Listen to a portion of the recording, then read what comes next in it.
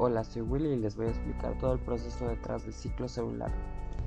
Ok, el ciclo celular es el conjunto de pasos por el que pasa la célula para crecer y dividirse en dos células hijas.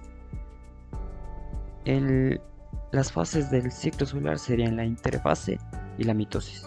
La interfase se divide en tres fases: en la fase G1, en la fase S, en la fase G2, y la mitosis se divide en 5 fases: en la profase, en la prometafase, en la metafase, la anafase y la telofase.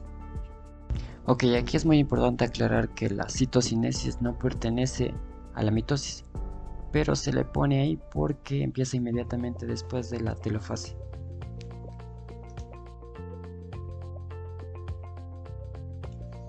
Entonces, vamos a hablar de la interfase y especialmente de la fase G1, donde la célula va a duplicar su tamaño y aumentar el número de organelos, enzimas y otras moléculas. En la fase G1 también se encuentra un punto de control importantísimo. Los puntos de control son regulaciones que aseguran que la célula no se divida en condiciones desfavorables. Entonces, el punto de control en G1 verifica que la célula tenga un tamaño considerable, tenga los suficientes nutrientes, tenga integridad en el ADN, es decir, si está dañado o no.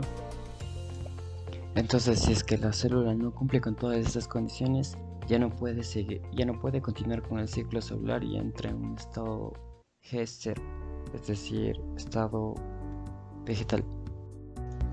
En la fase S tendríamos que existe una síntesis de histonas, de ARN y duplicación de ADN y de otras proteínas asociadas.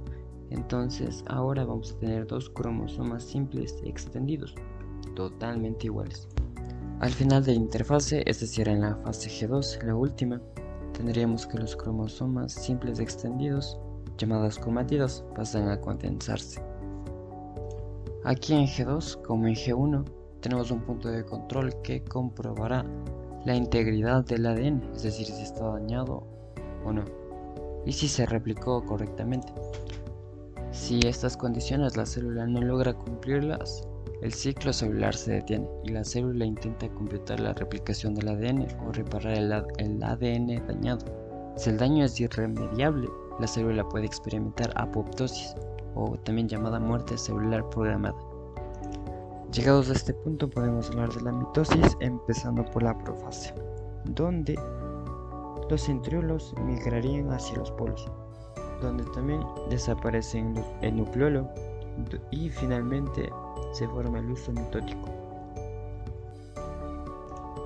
En la prometafase se rompe la envoltura nuclear y los cromosomas se adhieren a los microtúbulos del huso mitótico.